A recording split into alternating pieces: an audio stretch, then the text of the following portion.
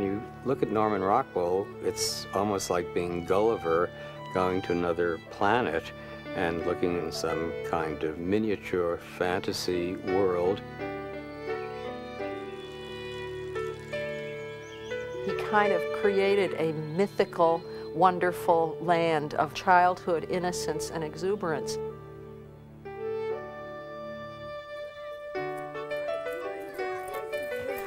Rockwell, better than any other American artist in history, painted the American dreams. Better than anyone. Welcome to Norman's Place. Come in and join me, and come in around to your right. Join us here in front of Main Street, in front of the world of Norman Rockwell. I almost by accident was in Stockbridge, Massachusetts, and went to see the Norman Rockwell Museum. In a way, I was actually more interested in seeing the Robert Stern building than the holdings, but I was there. And I walked in, and it was, for me, like discovering a whole new planet. I had to confess that these pictures were riveting.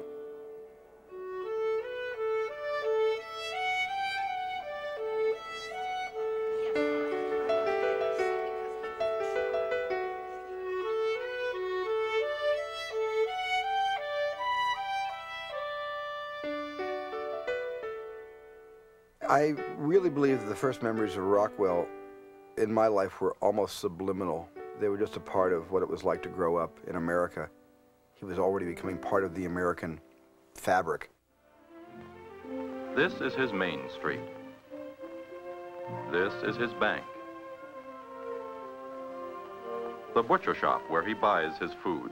We talk about things in terms of Norman Rockwell. Well, this is no Norman Rockwell. You know, I don't think we're in Kansas anymore, Toto. I suppose he's about as much apple pie as anybody in this country, Mr. Norman Rockwell.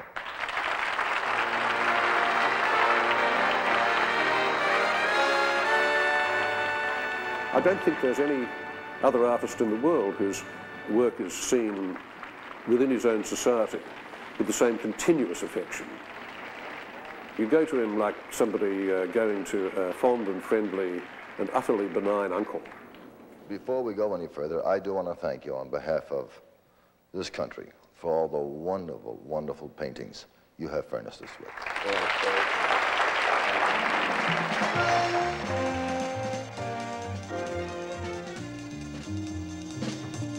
Tell me, offhand, how many covers did you do for the Saturday Evening Post? Well, I never counted them, but some people have counted. They count up to 360 odd.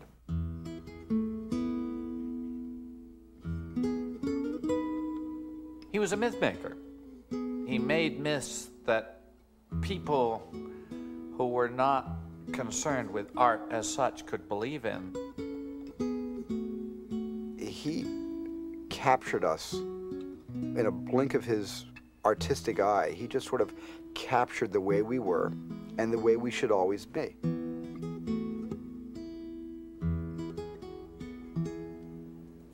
They're like slides through which dreams are projected.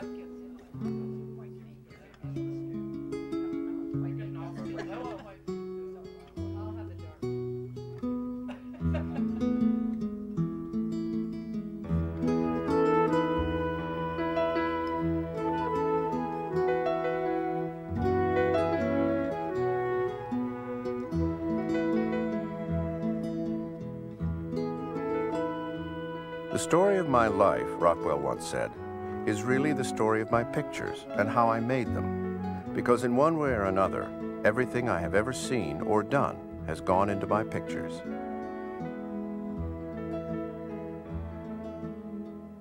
My brother said recently when he was interviewed about his own work and somebody tried to put on him something about simple Norman Rockwell, he just said he's a lot more complicated. He was a lot more complicated than that. Our view of Rockwell is characterized by a great longing for simplicity. And the mistake we make about Rockwell is to say that X defines this man. The work may tell the story of the man, but not as we expect. Rockwell became a legend with images of the familiar and everyday. Reassuring images that seemed to say little of change or struggle. In fact, Rockwell's life held much of both. And in the end, he painted that story too. He went beyond our expectations. You would think that he probably grew up on a farm somewhere in the Midwest, but he didn't. He grew up in New York City, born there. I was born on 103rd Street and Amsterdam Avenue, in New York. Yes. But I got out pretty quick. He was a New York City boy. He said that when he was 6 years old, he used to go up and sit on the roof of the boarding house they lived in and watch the Irish and the German gangs fight it out with bicycle chains. They did go out to the country in the summers for vacations, and I think he probably developed some idyllic feeling about that, maybe. I don't know. Then they moved out to Mamaroneck. The family lived in a succession of boarding houses. Rockwell's father worked as an office manager. His mother was often ill. Rockwell would later write of himself as a boy, "I didn't think too much of myself. A lump, a long, skinny nothing, a bean pole without the beans. All I had was my ability to draw." I just guess from what he's said to me and what I read in his own autobiography that he spent a fairly lonely childhood and that he did not have a close relationship with his parents, and that his peer world was the important world to him. And the fact that he was not a good athlete and that he did not shine as a scholar, but that he always drew, and he garnered the admiration of his peers through his drawing. Were you a university man yourself? I went to 2 years of Mamaroneck High School. You did? Yeah. 2 years of Mamaroneck High School? I'll give you the chair. It's too long. Really? What was the cheer? Oh, it's too long. I thought I heard my grandmother say the MHS won a game today with a Rebo and a Ribo and a Rebo, Ribo, rum. Boom, get a rat trap bigger than the cat trap, sis, boom, bar. Mamaroneck High School, rah, rah, rah. That's great. That's delightful. His ninth grade principal called him in at the end of the year and said, "Rockwell, you got to get serious, this thing of art school. You got to make up your mind. Art school or high school," knowing that he would decide high school. And my father said, "Fine, I'll go to art school." He was always aimed at illustration. His father apparently used to read Dickens and used to copy illustrations out of magazines. Illustration was part of the excitement of his own growing up. It was the one visual medium that everybody was tuned into. There was no television. Illustration was the visual sort of vehicle in which these stories were brought to life. And so it was, as they call it, the golden age of illustration. Rockwell enters Art Students League not to learn how to be a great painter in the manner of the Ashcan School. He goes straight to the illustrator classes. My father went to art school, and then by the time he was 16, he started professionally illustrating. Not only was he talented, but he had the ability to knock this stuff out very early. And he was art editor of Boy's Life at the age of 19. Think of it. When he was 22, he took some things down to the Saturday Evening Post, which to him and which to most other people was the peak of illustration. He tells a wonderful story of his own awkwardness, having a special box built for himself to carry his work down to show it to the editors of the Post. And it looked like some kind of funeral contraption, and going in and showing his work and being very surprised when they took it. This would be sort of like getting an Oscar the first time you made a movie. Norman, you've been identified with the Saturday Evening Post for many, many years. When did you do your first cover for them? Well, Ed, this happens to be the original of the first cover I did. I don't know whether it was before you were born or not. It was in 1916. And this is the original of it. In those days, we used only red and black. High-fidelity, mass, rapid colour printing was what made him and the Saturday Evening Post and Collier's and Look and all the rest of them possible. He rises just at the moment that America still wants painted, drawn, in other words, made effigies of daily life rather than simply photographed ones. He did have certain subjects that he loved. He loved kids. I think it was a great deal of autobiographical stuff in dealing with kids all the time.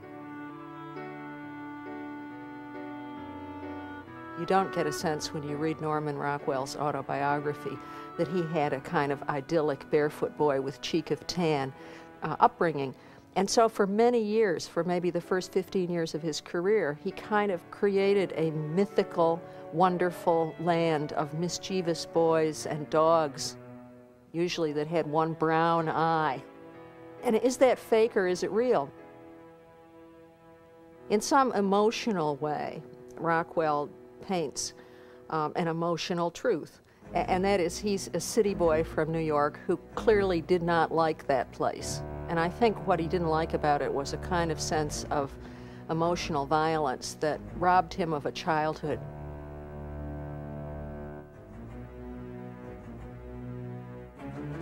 Rockwell remembered one image of the city that overshadowed all others. As a child, he saw a drunken woman beating a man with an umbrella. He sees her screaming as she stumbles through a lot. All of Rockwell's art until the 1960s is running away from whatever it is he saw in that vacant lot.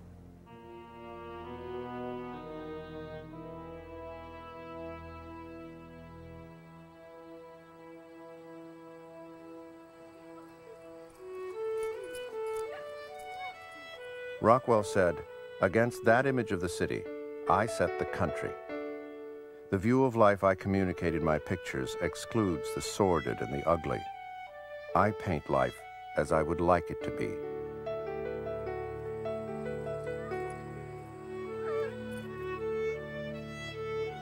In a sense, he was the dream of what we wanted to be rather than the reality. Nobody of any real sophistication ever thought that we were, in fact, what Norman Rockwell was portraying. But virtually everybody thought it would be nice if we were what Norman Rockwell was portraying. Rockwell seemed to be everywhere, from magazine covers to Boy Scout calendars to advertisements. Everybody knew there was magic in Rockwell's brush. People followed illustrators the way they subsequently followed movie stars, and Norman Rockwell became the sort of superstar, you know, the Clark Gable, the great performer in that arena.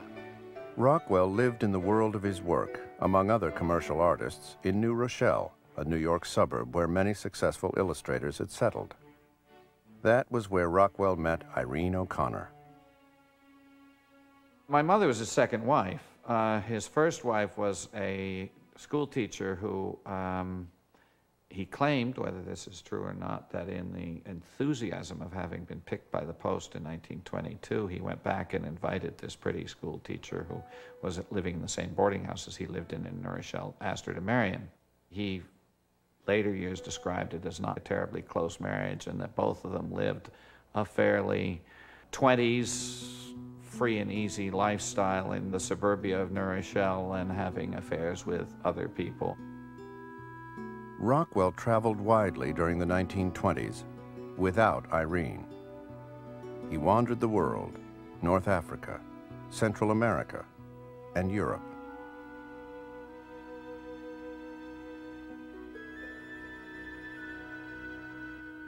In his early work, Rockwell often explored the dreams of youth.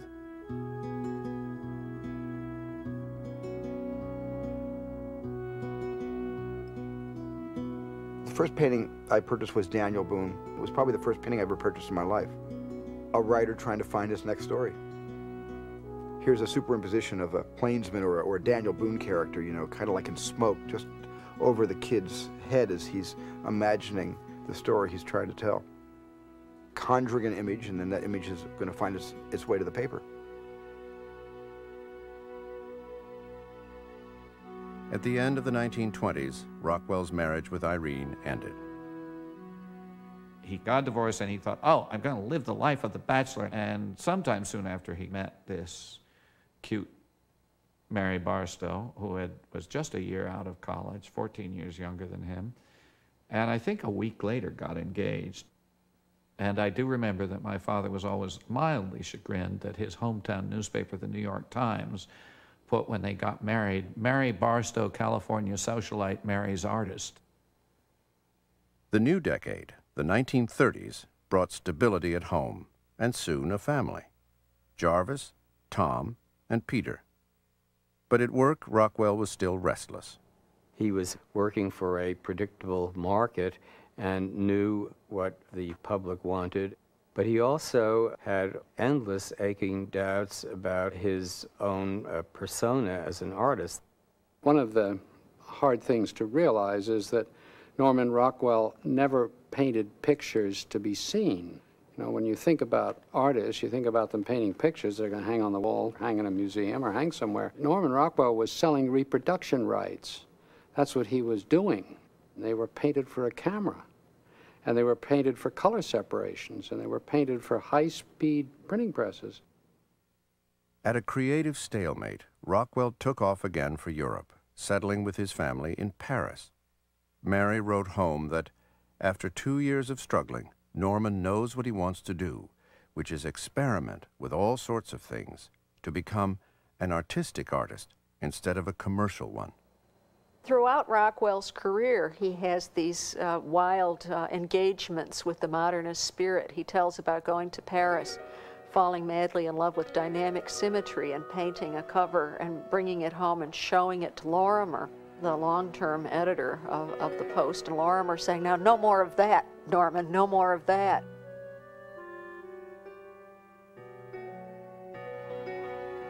He had the ambitions of transcending the traditions of popular illustration. I mean, I guess it's almost the equivalent of a crackerjack journalist who longs to be a writer of the great American novel, but has to grind out his copy every week and feels as though he's been defeated. He was very intense about his work and could get very upset. And then he had this perfectionism. As I can remember my mother saying, Norman, for goodness sake, it's done, stop it. That detail isn't going to make any difference. He'd say, no, I got to get just this little detail right. Rockwell's work in the 1930s revealed little of either his own crisis or the nation's. I was selling the Saturday Evening Post from door to door. Now, I was living in a town in North Jersey, down on the Passaic River. The Depression had really hit hard there. People came to the door, men in undershirts, women who were breathing beer fumes, you know, people who hadn't worked in years. And looking at this Norman Rockwell cover on the Saturday Evening Post, you want to buy a Saturday? They'd say, don't you have true story? Don't we have true detective?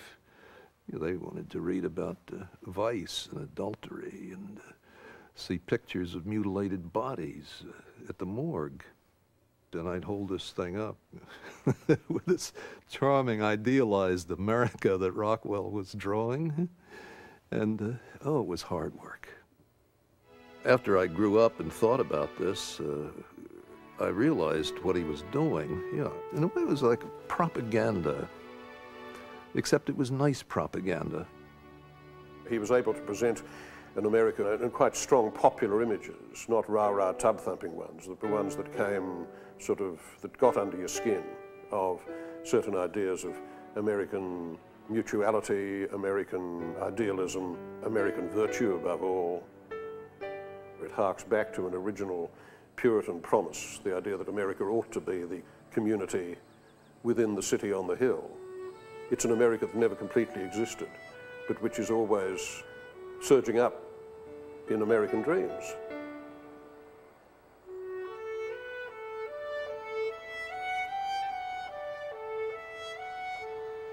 If ever Rockwell's vision of America met the real one, it was in Arlington, Vermont, where Rockwell moved at the end of the 1930s.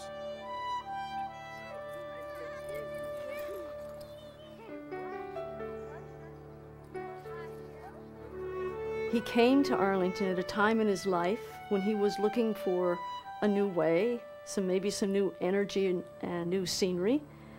He came originally to buy a vacation home for his family, and apparently he just fell in love with the beauty, the serenity, the peacefulness, the simple way of life that a small Vermont community would offer a person.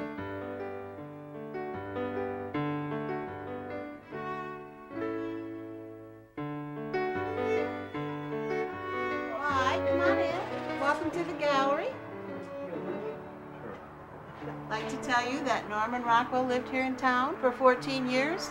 We knew him as a friend, as a neighbor, not so much as a famous artist. He used over 200 people in town as models, myself included. The first time I met Norman was at a basketball game in the Arlington High School gym. We had begun the third quarter, and I suddenly wanted a Coke. So when I turned to my father and said, "Dad, I want a Coke," he said to me, "They only serve Cokes during the half."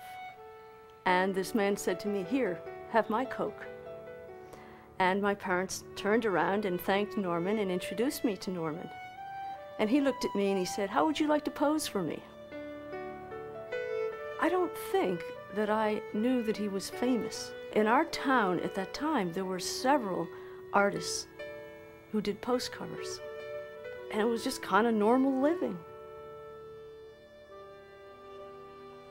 I remember my father getting phone calls from Norman, sometimes at 3 o'clock in the morning, and they would go over there and help and discuss. My father is Mead Schaefer. He also did covers and illustrated for the Saturday Evening Post. They were almost like brothers. They would talk over their work, which was very consuming. All four of them, Norman, my father, John Atherton, and George Hughes. They lived and breathed their work. He was a workaholic. He worked 7 days a week. One of the things I remember is little family fights because he would try to go out to work on Christmas Day afternoon, and my mother would say, "You don't work on Thanksgiving and Christmas. You may work 7 days a week, but he would somehow or other figure out a way to sneak out there and work." And there seems to be an emotional deepening of his work in Arlington. Perhaps it was the fact that he was living in a community where the war touched individuals so strongly. And certainly it's the heart of the Willie Gillis series, which I think is one of the most interesting documents of the Second World War ever produced. He created a character, Willie Gillis, and took it through something like 9 or 11 covers. And Willie Gillis is never shooting a gun and never firing. Terrible things don't happen to Willie, but the ordinary adventures of life happen at the same time that he's connected to his hometown. Rather than dealing with great events and great people, this is not the movie tone news. This is what happens to your son, your brother, your boyfriend when he goes off in the service. Poor little Willie Gillis was a buck private. Norman, he envisioned a very glamorous woman being his girlfriend. And he chose me. One time, he had a bed all made up, and I was there in curlers, which I didn't like at the time, but I was supposed to be dreaming of Willie Gillis. His pictures were all over the bed, and they were sort of looking down on me. At the foot of the bed, there was an envelope. I had just received a letter from him. Lee Schaefer, my whole address on the thing. When that got published, I received mail from all over the world, from servicemen. My mother wasn't exactly happy, but it was great. He did a great deal of patriotic painting in World War II, but he only did one painting of people fighting. He didn't try to pretend that that wasn't going on. It was a conscious act in his painting, and also as part of his wanting to be loved. I mean, I don't think it went so far that it falsified things in his painting, but he really did like to be liked. I remember February And I remember sitting in a big chair and the fire was raging in the fireplace because it was very cold that night. And Norman had received some mail, not a criticism exactly to the painting, but somebody noticed something that was not technically perfect, just some little thing. But he was rather upset about it. I remember my father saying, "What has that got to do with painting? Oh, just forget it, you know." And he said, "I don't want to forget it. I want to become a household name." Well, with that, my father was, "What do you want that for?" What, I mean, and I remember John Atherton was really, I mean, they really were rather upset with him. I turned around to all of them and I took my glass and I clinked it to his and I said, "Go for it." And he did.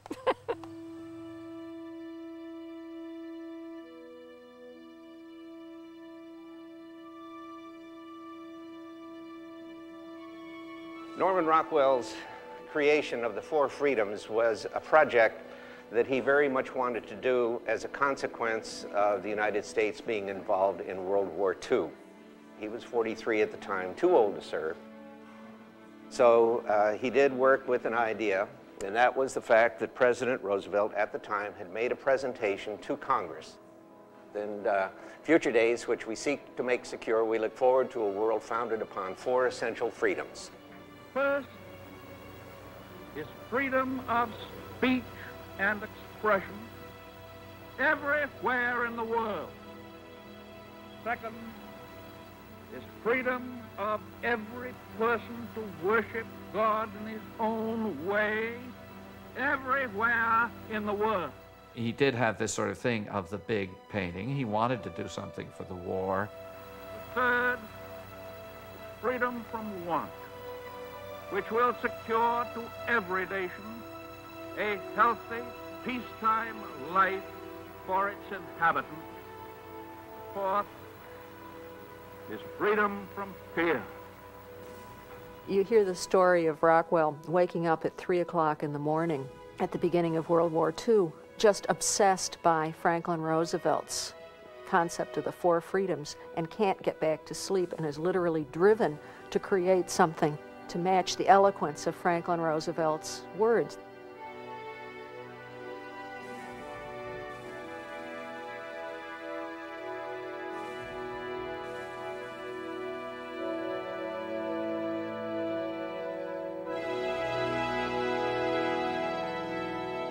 World War II was a real turning point in Norman Rockwell's career. He suddenly got caught up in the war and it became personal. It was no longer the subject of his work, simply how do I please my client. It was much more, what is this really about and how do I make a contribution to it? I remember his going down to Washington and trying to get the war bond drive to buy them, to sell war bonds. And my father went with him and they were very dejected and they said it just wasn't, it didn't go. And Mary Rockwell was the one that spoke up, well, why don't you take them into the Saturday Evening Post and see what they had to say about it? And it was a go.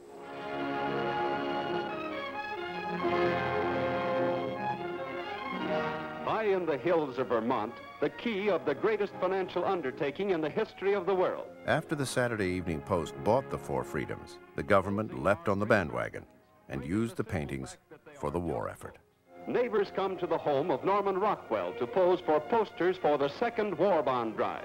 This one, Freedom from Want, first of America's basic four freedoms. The Four Freedoms are an interesting exercise in peace. This is maybe the first expression of Norman Rockwell's social conscience coming to the surface. Freedom from fear. And this picture seems to me to be a fervent prayer that war never touches these children.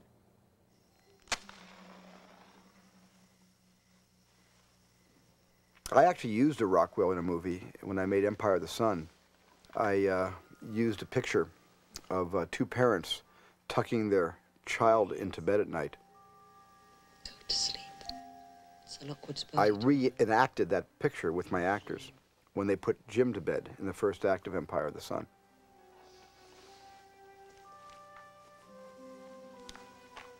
And Jim later on takes that Rockwell, the picture of that Rockwell from Life magazine, cut out in his little suitcase when he is taken off into a Japanese prisoner of war camp. That painting almost became a betrayal of what, through art and radio and literature, he was taught to believe that his parents would always be there for him. And in this case, they weren't, and they couldn't be. Norman, do you have any idea of how many copies have been made of those paintings? I don't really know. I know it runs into millions and millions.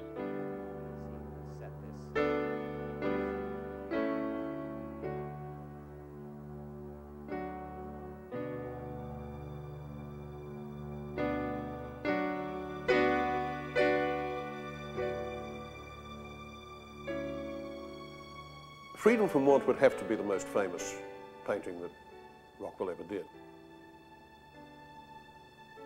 What you're getting is a kind of virtuous abundance. There is the desire for continuity, which is expressed in the generations of the family.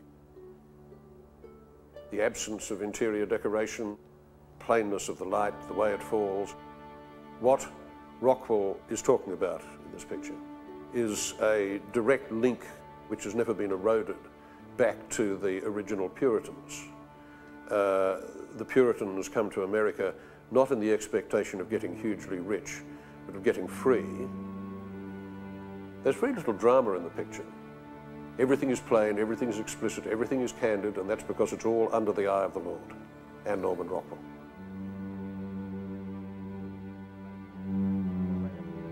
I really get choked up sometimes looking at some of his work, especially these Four Freedoms. They're absolutely marvelous.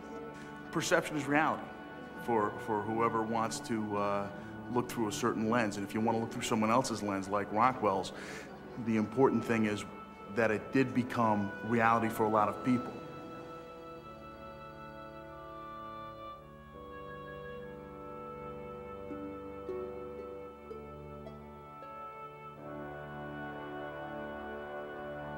The Four Freedoms were poignant images, and they did focus our attention on what we valued, or believed we valued, in those terrible early 40s. He finished the Four Freedoms and then soon after succeeded in burning up his own studio by knocking out a pipe onto the cushion.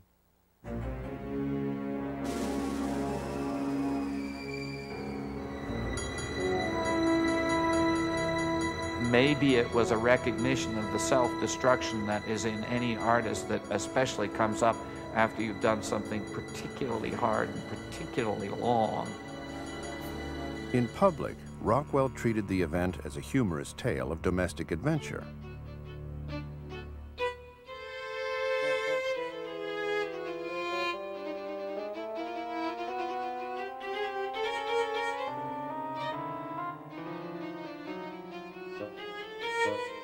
The fire consumed props and costumes that had been the foundation of Rockwell's work. When that happened, he lost a collection of a lifetime, which in a way had tethered him to kind of costume pieces and turned him more in the direction of documentary scenes that dealt with the world around him and the here and now. It's just Norman Rockwell coming to grips with what his world looks like.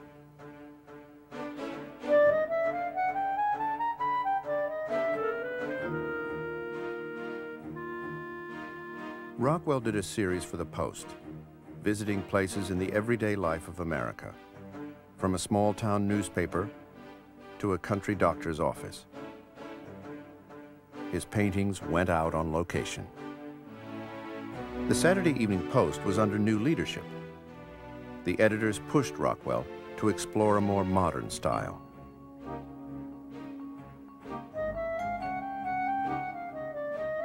When I was a kid in Australia, one saw illustrations by Rockwell because one saw the Saturday Evening Post. I don't remember having any doubt when I saw Rockwell's depictions of middle-class, small-town life in America, that was what America was really, really like. They were portraitures of America and Americans without cynicism.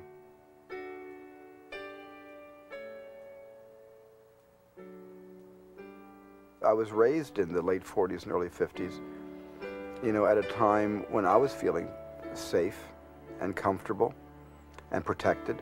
I had bad news censored by my parents, and the media in those days, you know, wasn't as outspoken to show every, you know, flaw and disaster and tragedy as they seem to rush to almost exploit today.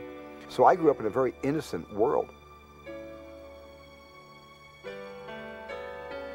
I look back at these paintings as America the way it could have been, the way someday it may again be, but certainly the way it was right after the Second World War. And that was that time. It was about heroes. It was about nice people. It was about good things. There was this sort of idealism. I mean, we believed that we were as good as we told ourselves. and he told us we were good. Certainly, the James Stewart, It's a Wonderful Life, was Rockwell. It was Rockwell. You know, this guy who has an angel, a benevolent angel who follows him, has all these friends. He's holding his little daughter, and suddenly turn it into a Rockwell painting, and you can see exactly how it would look.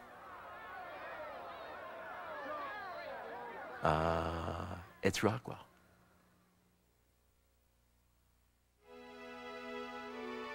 There's really only one virtue in Rockwell, and that's tolerance.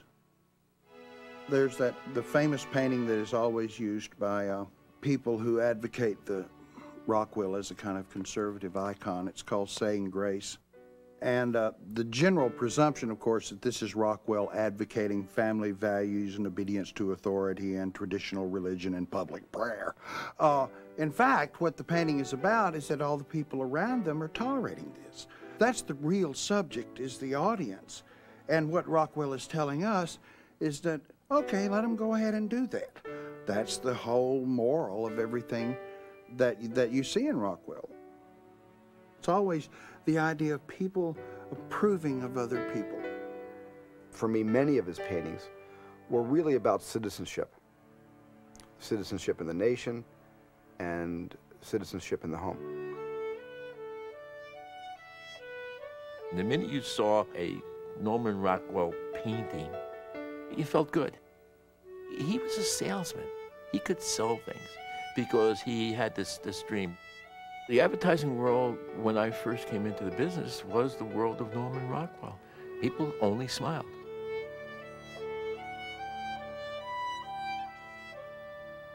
I connect to the fact that every painting, you know, is a story that can be told again and again, and you never get tired of hearing the story, and you never get tired of the interpretation always being pretty much the same. The same way a movie, if it's not an esoteric, you know, a movie, or if it's not too cerebral, a movie is a movie. It tells one story, and that story can repeat as many times as you see it. And Rockwell is filmmaking in paint. His paintings were full of dialogue, full of monologue. It was just one look would just speak volumes. The mature work process for Norman Rockwell is kind of complicated. First he gets the idea, then he starts making little bitty sketches of what the idea might be like. And then I used to take them in those days down to Philadelphia. And then generally I act them out more than to show them a sketch. They okay it, and then I go back to the studio. He has an assistant who then will photograph the model in the position that he wants, and if he can do it, he'll photograph the model with the background he wants as well. He worked almost exclusively from life until about 1937, and then he began to go for photography in a big way. Not because it made it easier or cheaper, but because it enabled him to do things he couldn't do without. The camera made it possible for him to catch action.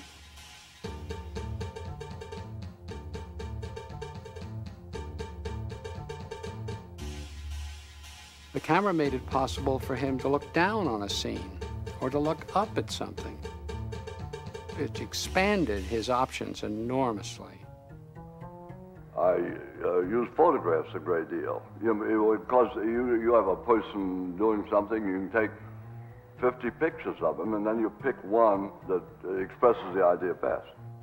One of the final steps is then to project the photograph onto a large sheet of canvas and to quite literally trace it. Then he would produce a full charcoal sketch, which was really a detailed, careful drawing of what the cover would be. It was a process of painting by which you went very carefully, step by step, through building up to the final act of painting. But then in the final act of painting, there would come moments when things didn't work out right, and he would make changes. He would even sometimes reject and start over again. There was one, The Facts of Life, which, if I remember rightly, he spent 11 months doing it, repainted it 3 times, had to take out bank loans because he just stopped earning money for 11 months while he tried to get this painting right. Every time he sent a picture down to the post, he would be in a state of jitters that they might reject it.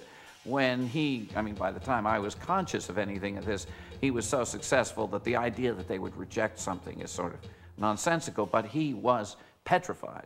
Then I deliver, and then I had an old model who used to say to me, did you get the check? You see? And I say, yeah, I got the check. That's the thing, my boy, get the check. You see? Then I get paid for it, and then I have to think up another one. He was about pleasing the boss. If the boss wanted to be charmed and amused, that's what he did, and that's usually what the Post was looking for. He used the family a lot. It wasn't until I became much older that I realized that ideas came from the family. He did that diving board cover the summer after I went through a whole thing of getting up my nerve to jump out of the window of the covered bridge. That was a sort of a sign of being a big boy, that you had the nerve to jump into the river from the window of the covered bridge. They ran this board from the top of the balcony railing over to, they took Pop's easel and wound it up the top and put the board across the top and then sort of tied it and then said, crawl out there and look frightened. I was frightened before I crawled out there, let alone how I felt once I got out there.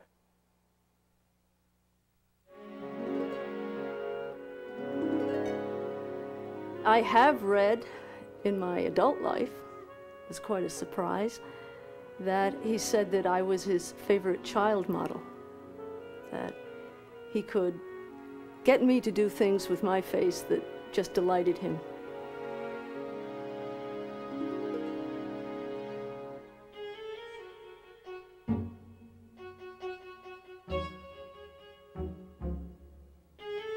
Generally, he had a little sketch, and he'd tell me the story about that sketch.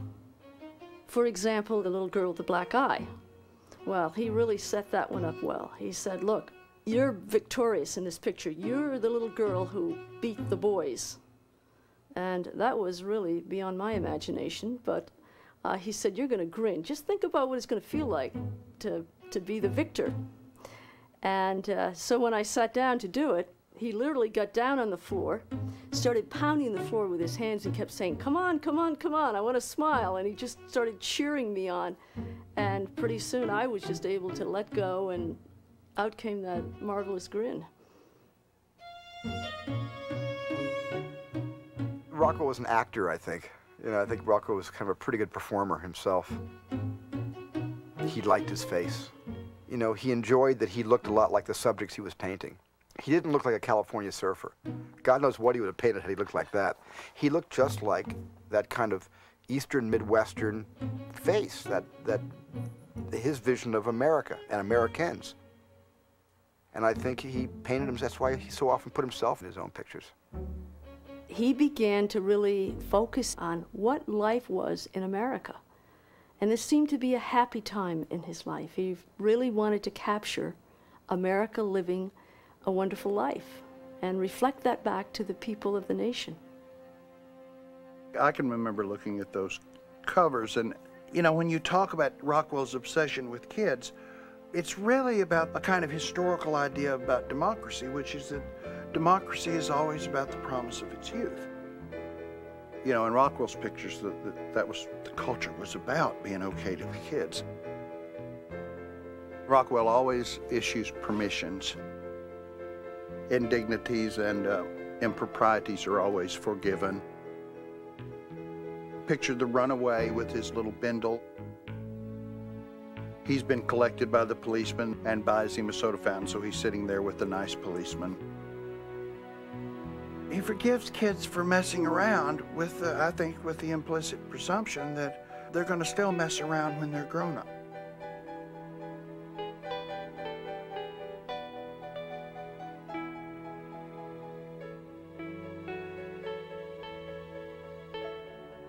Rockwell dealt with all extremes. He dealt with kids, he dealt with loneliness. That wonderful picture of the little girl just staring at herself in the mirror, sitting like this with her knees together.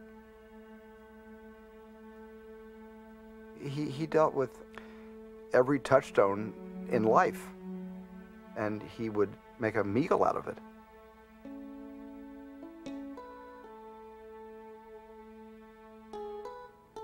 Norman Rockwell was a storyteller. I mean, if he was anything, he was a storyteller. And always full of details so that you could reinforce the story.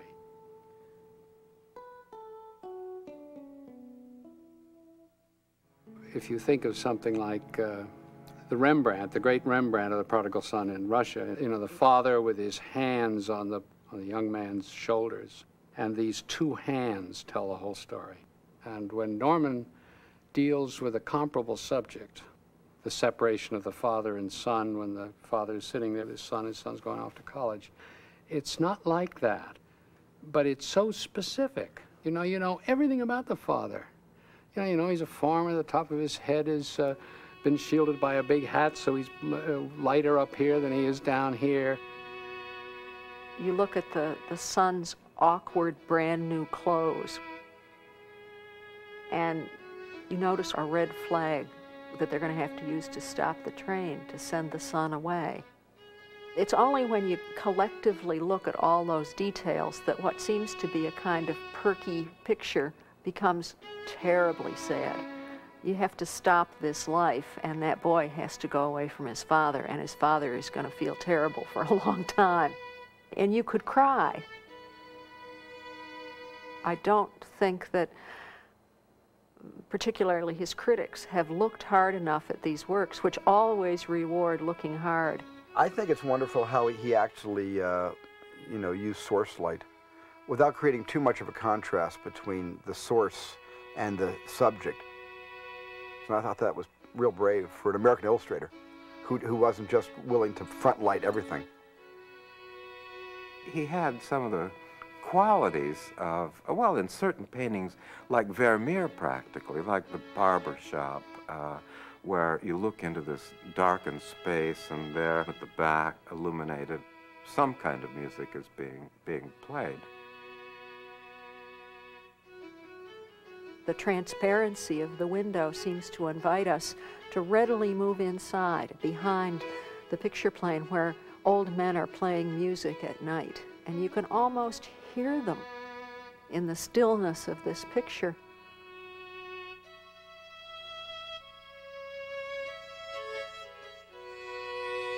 Norman was never complacent, in my experience. He was never self-satisfied. He used to show me work he had done and point out what was wrong with it. He'd say, "Oh, every time I see this thing, I wish I had done so-and-so." I remember one of the case in points was a family going to church on Sunday morning, but the family is a kind of a caricature of a family. I mean, they've got funny noses and they're walking in a funny kind of Disney-esque sort of way.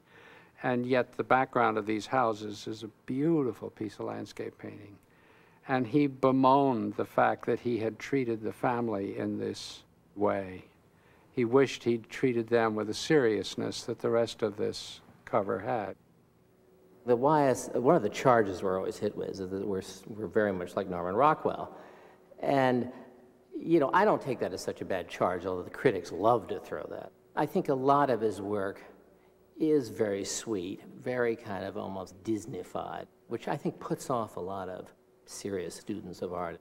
But I think if you see beyond that, there is a remarkable intensity that he brought to American life that, you know, nobody else has done. When you look at Rockwell's, I mean, the thing that I've always found so interesting about them is that when he's doing ideas, he's really awful, I think. In other words, when he's doing like freedom from want, you know, when he's doing sort of concepts, when he's doing really historical moments, and that's why, you know, as I call Rockwell a democratic history painting, even though they're domestic scenes, they're historical moments. He's talking about how history happens right down here on the street. Everybody's always engaged in something to do with the daily life of the Republic. There's a fabulous picture of 1949, which is one of the watershed moments in American history. It shows a man installing TV antennae on his roof. But the roof that he's putting it on is a gable of a Victorian house, so it just quietly suggests the contrast between old and new. And then you notice that it occupies the same position as the church steeples do in the landscape in the background. So is this the beginning of a new religion? It's the transformation from BC to AD, before television, to after television, and it just soars forward to the world we live in. The picture that most characterizes Rockwell's view of history is this picture, I think it's called Moving Day or something, in which a giant moving van is trying to make its way down a little teeny alley, and people are hanging out the windows and stuff. I mean, for Rockwell, it's just always this kind of tumult of things changing, and people are looking and people are talking, and all this stuff is going on. And to me, that's what Rockwell is about.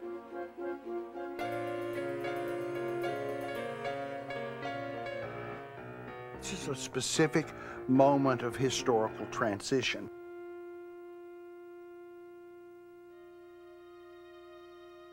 For Rockwell himself, the early 50s marked the end of his time in Arlington. Despite the peace and stability he had found there, the years had not been so easy for his wife, Mary. My mother was an extremely warm person.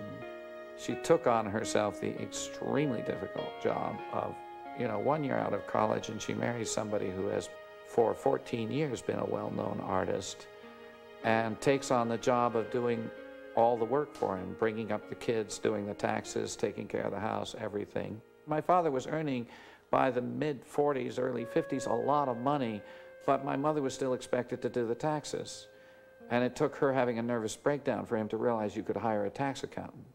I know that Mary was very troubled. She was an extremely intelligent person.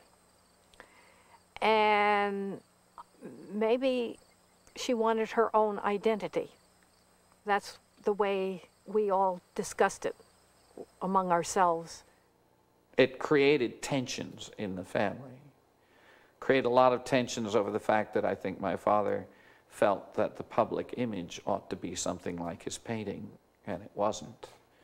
Eventually she cracked under the pressure of all this and became an alcoholic, and then had nervous breakdowns, and I think tried to commit suicide and had to be off and on committed to mental institutions. And in fact, the reason we moved to Stockbridge was because there was the very good Riggs Foundation, which is a psychiatric mental institution, and she just needed to be near it.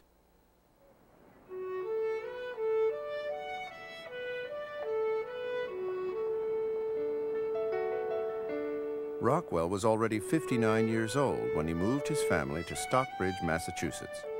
Yet it became the town with which he is most identified.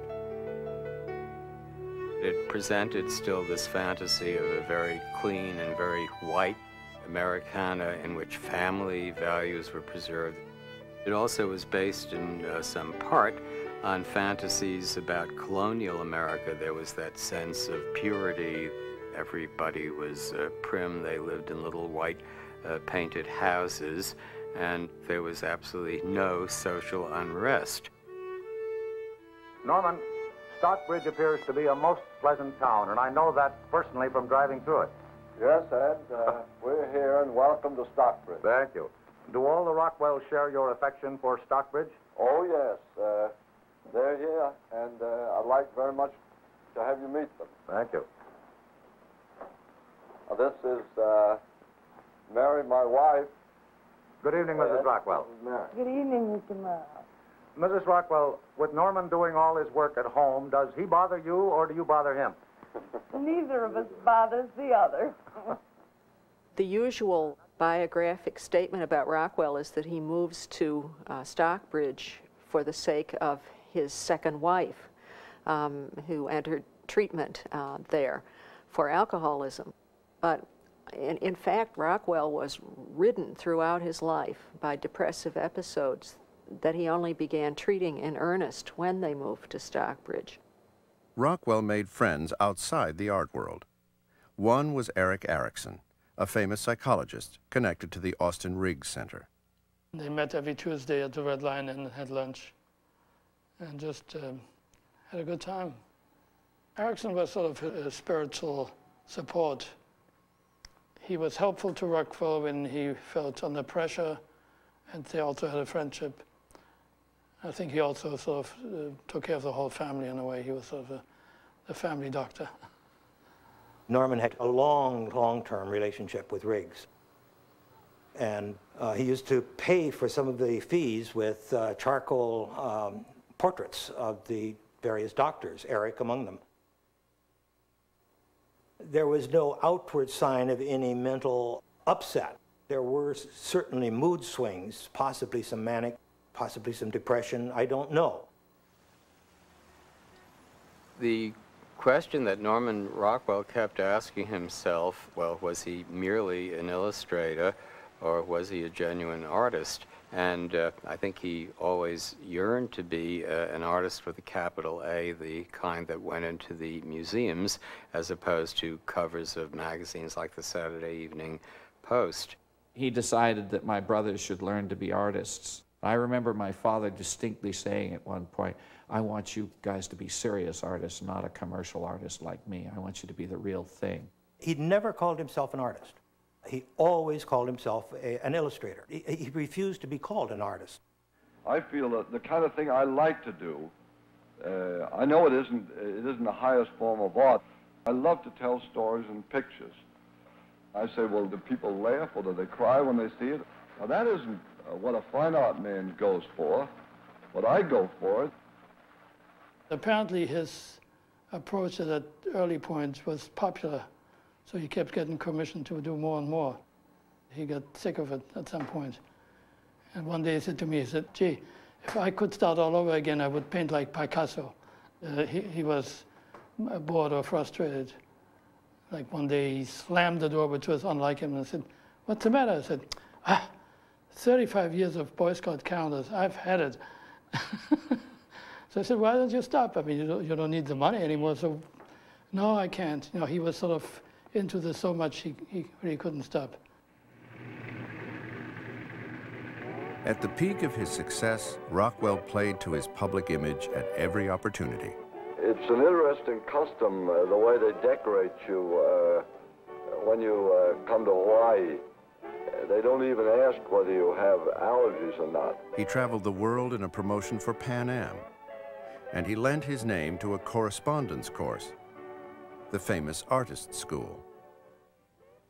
The idea of the Famous Artist School was that you could have a mail-order art school. And of course, the use of his name was absolutely key to the success of that whole project.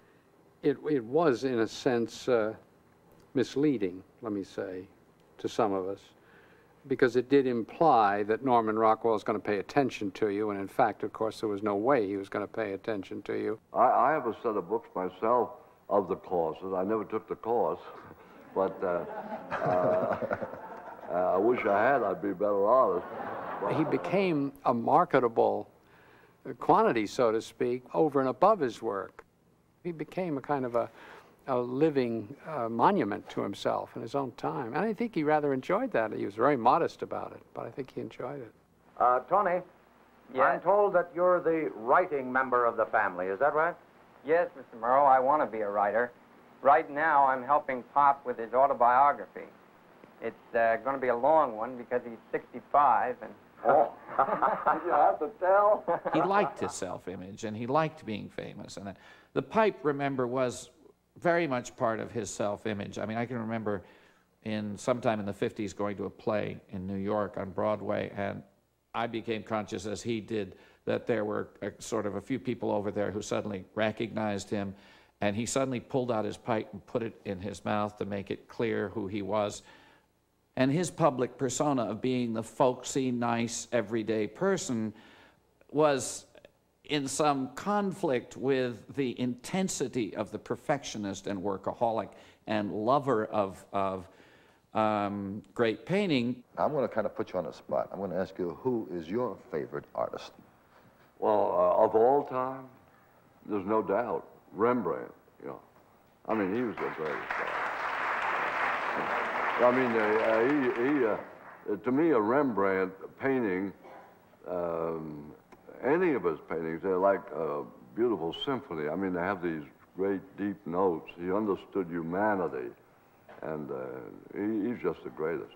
He just adored Rembrandt. I remember one of my first memories of a museum was something like 1946. There was a show at the Metropolitan, and I remember my intense embarrassment because he got up so close to the Rembrandt, so intensely, pointing at the guard, told him to get away.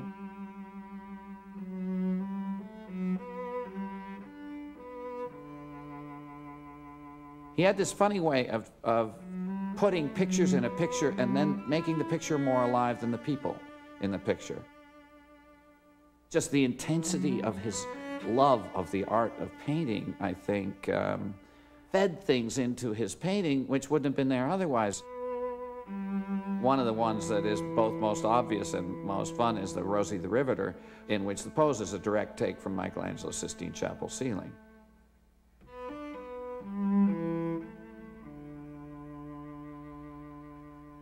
One of the interesting blurs in the boundaries between Rockwell and the presumably high art of the museums is in a self-portrait he did. Tacked up all around the canvas are self-portraits by the old masters. He puts up a Rembrandt, a Dürer, a Picasso, and a Van Gogh. These are all the great people of painting. He is putting himself in relationship to them. For once in his life, he's saying, these are the people I compare myself with. One of the things that strikes me about that picture is that somehow it's not about him, it's about an image of him. You know, he had a wonderful face, a very expressive face. And the face in that triple self-portrait, there's no face there at all. It's just a banality. It's completely devoid of the rubber mask that was his face. You never see his eyes. In that image, the glasses have the light hitting him so you don't see his eyes. So the only place you see his eyes is where he has drawn them in for you. He's saying, I'm different from what you think I am.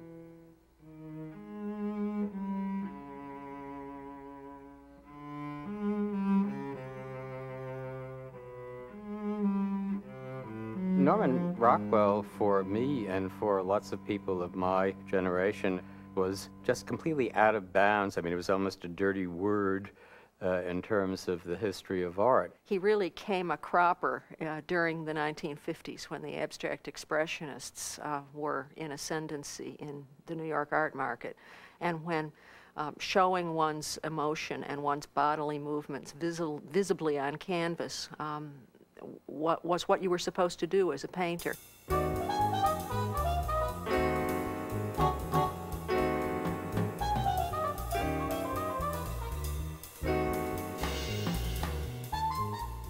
It's quite apparent that he was in touch with the history of modern art. There is a famous Norman Rockwell in which he reproduces a painting by Jackson Pollock. Well, he doesn't exactly reproduce it. He invents his own Jackson Pollock. He couldn't have painted it the way Pollock did, using the whole arm. I mean, this is a wrist painting, notwithstanding. It's very, very convincing. I guess Rockwell had to take on the greatest living American artist by being the greatest living American artist at that point himself. And so there's a little bit of a conflict. He tried to do something more free. His second wife, she was not a professional artist, but she painted a lot, and she was totally free and uninhibited and could just sit down and whip out a portrait, not a realistic portrait, just, and he was very envious. He said, God, I wished I could do like Mary, just sit down and paint. But he knew he couldn't do it. In 1959, Mary Rockwell died unexpectedly of a heart attack. The children were grown, and Rockwell was left on his own. About a year after my mother died, out of some sense of either boredom or whatever, my father started taking a poetry course with this cute Molly Punderson, who at 65 had just retired from being English teacher for 35 years at Milton Academy. And I remember spending the latter part of the summer with Cindy, my wife, saying, look, Dad, come on, ask her to marry you, for goodness sake. Don't be frightened. You're in love with her. She's obviously interested in you. And so then he married his third wife. Oh, I think she changed him dramatically. An old friend of his made the remark that, thank goodness, Molly made him a liberal. And because I don't know if he had any particular political affiliations before, but Molly came in and really, he did become a liberal. She did change him because he would never do paintings of social issues which might make anybody annoyed before that. He always said, I will not disturb my audience. And she had a very strong social conscience, and the painting, the problem we all live with, was probably done because Molly made it clear to him that he should be doing this sort of thing.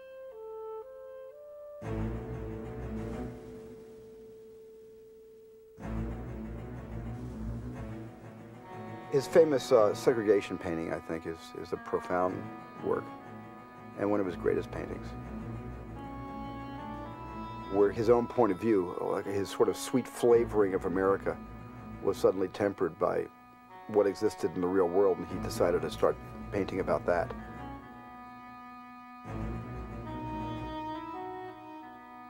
The painting was based on the true story of Ruby Bridges, the 6-year-old girl who integrated a New Orleans school in 1960.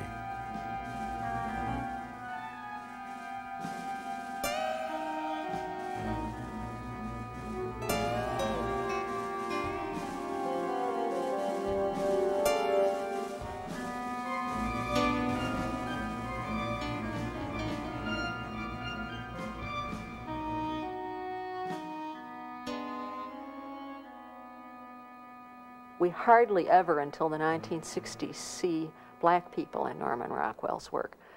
And we might be able to account for the latter by the fact that the Saturday Evening Post made that part of their editorial policy. They actually told Norman Rockwell that they didn't want him to use black people on his covers unless they were in a subservient position.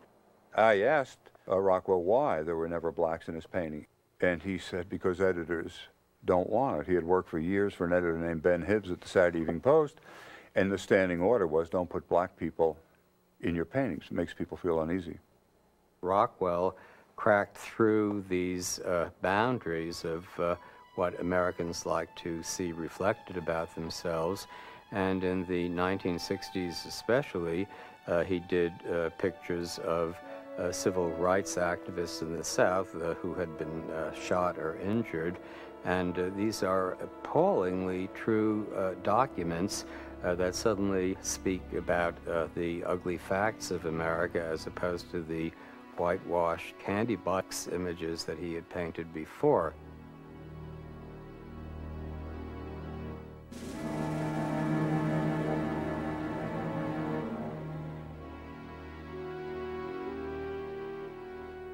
It's quite an extraordinary conversion.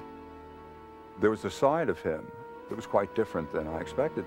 His banter was about things like what a jerk he thought Richard Nixon was, how there was nothing good to find in the Vietnam War, why were we doing this?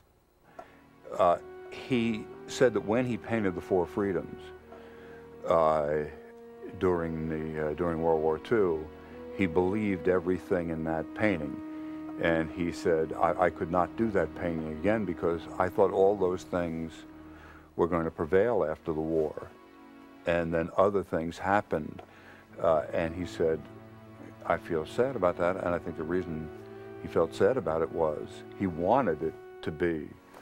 I mean, if we believed a myth, if he engendered a myth in the populace, I think to a large extent through most of his life, he believed it more than we did. Let me say first that I accept the nomination of the... By the 1960s, Rockwell was painting for a different audience and new clients. Many of his illustrations during this period were commissioned by Look magazine. Norman Rockwell didn't ever really decline popularity, but the main machine that carried him did. The Saturday Evening Post became less and less interesting to people. Life magazine took over, Look magazine took over. These were both magazines about the events of the day, and they were full of all sorts of stuff that people had to face, whether they wanted to or not. And in that process, Norman lost his major market. He went on and he did a lot of other new things. You know, he worked for NASA. He got very much involved with presidential portraits and what these presidential faces represented to us as images of who we were and that kind of thing. So he shifted and he tried to find new markets, and he was so preeminent in his field as an illustrator that he was still much sought after. Norman Rockwell, Dean of American Artists. You know, I'm a stickler for true-to-life color. That's the reason I took my time in picking my first color TV. I'd like to show it to you. And here it is, my new Zenith Color TV. Win a Norman Rockwell portrait of you and your cat in the Purina Cat Food $100,000 double sweepstakes. Late in his career, he was pretty much a paparazzo. He abandoned the club of, oh, I'm just Norman Rockwell going around collecting old uniforms and painting pictures of ordinary Americans. All of a sudden, he's flying around the world looking at Peace Corps projects, hanging out in Hollywood. He just moved into this new celebrity culture.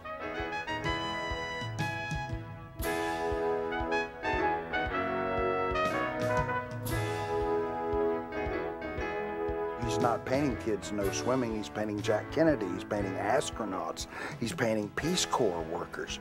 He's dealing with at a level of generalization that he has never dealt with before, and he's also dealing with ideas, he's not dealing with narratives. Here's the thing here that I did. Just happened to have my violin with me. Yeah, it just happened. But I mean, here, these are supposed to be, see, this is the golden rule. But now here are all different race, creeds, and color. I just want to personify that people are, what they are reflected in their faces, and they represent the peoples of the earth, and if we could only all get together, everything would be hunky-dory. Yeah. Rockwell thought that by illustrating these big issues, he was somehow establishing himself as a major painter. He was already a major painter. I mean, he mistook the idea of great art and high art. They're not the same thing. He wanted to paint high art, which means that it's abstracted, that it's about ideas. In a sense, in his own primitive way, Rockwell's late oeuvre is all conceptual. You know, it's an illustration of the golden rule. You know, it's got text on it, just like conceptual art has. Although he would never mostly admit it, he really did want the admiration of the fine arts world. He really did feel that he was good.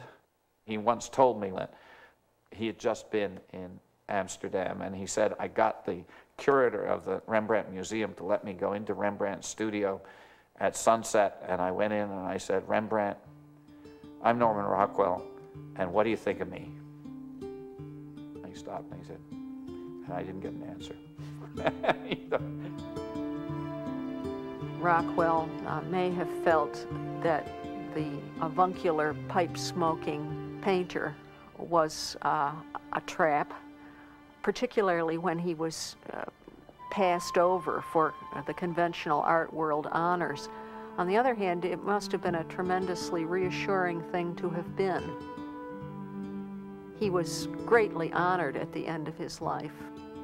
Presidents and nabobs of all sorts visited him. The town of Stockbridge had a parade in his honor.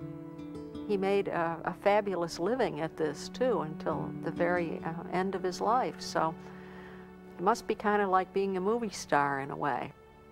Oh, I can't stand it. Oh, the pressures of this terrible life. On the other hand, there are all the wonderful things that go with it. He was a pro, you know. He was a guy that did what he did better than anybody else and was paid more than anybody else for it. He also was a very kind man and a very generous man. I don't know that I ever heard anything mean said about Norman Rockwell by anybody who knew him.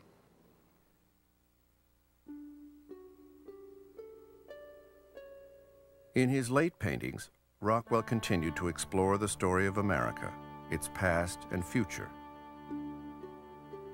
His final work, John Sargent and Chief Concopat, was left unfinished on his easel. On November 8, 1978, Rockwell died in Stockbridge at the age of 84.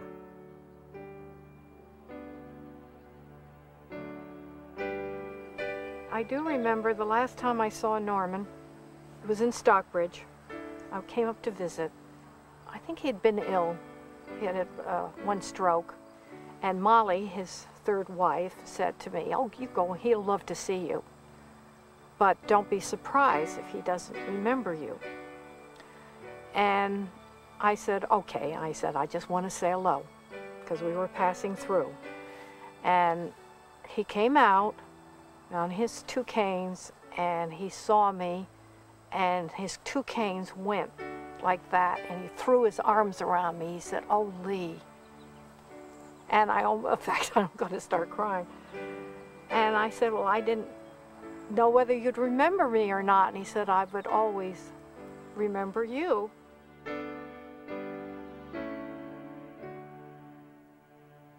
Over the years, I have thought many, many times about what was this connection that I had with Norman Rockwell. It obviously was a big event in my life. From what I can gather at the time, it was just part of my everyday. It didn't seem to impact me. But as I got older and began to reflect, I became aware that Norman really affirmed me and really accepted me who I was, where I was. And he challenged me. He brought me into his whole creation. I seemed to be a part of that. That was a great gift to me.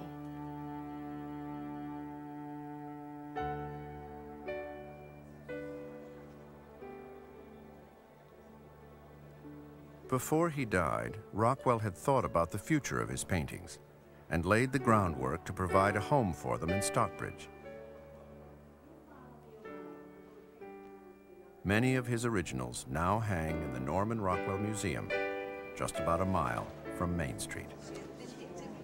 That's where that lion is? Yeah. I'm from a small New England town, so in a way, coming here is in a sense kind of like coming home. He means a lot to me. Being an educator and coming from a different country, he's so down to earth. It means a lot to a family like my family. He means the average American, what we used to think of when I was growing up as the people being. Well, I thought it was important for him to have his own museum because I thought it was important for America to have its own museum. And I really, think that that is the American museum that certainly represents the ideals, the high ideals you know, of this nation. And a lot of that museum reflects the history of our nation through Rockwell's eyes.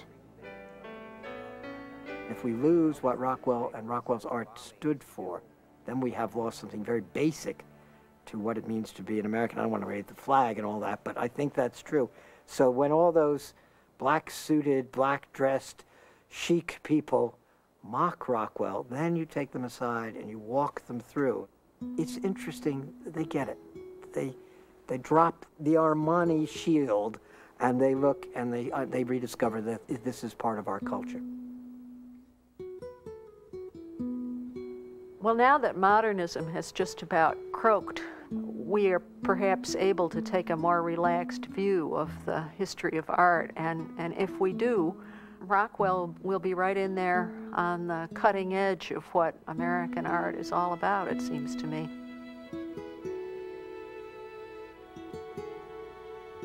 He just sort of got trapped, I think, as a Hallmark card somewhere along the line.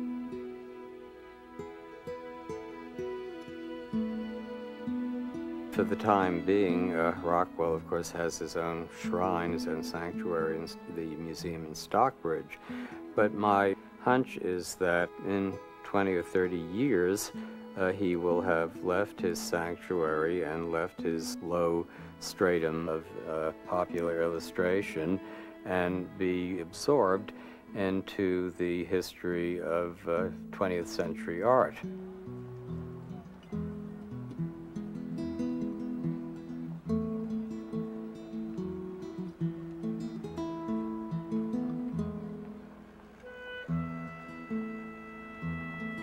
We find a way to keep the things we love. And when things go out of fashion, we find a way to keep the things we love. Rockwell went out of fashion. He didn't go into the museum, but he's still here. He doesn't need to be in a museum. Norman Rockwell is like the ideal idea of what America should be, or, you know, what we'd like it to be, and we never quite have any Norman Rockwell moments.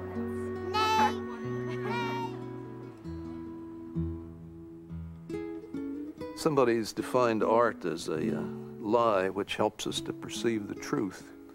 And I think in a way Rockwell fitted that definition. He did tell us a lie about America, but it helps us to perceive a deep truth about ourselves.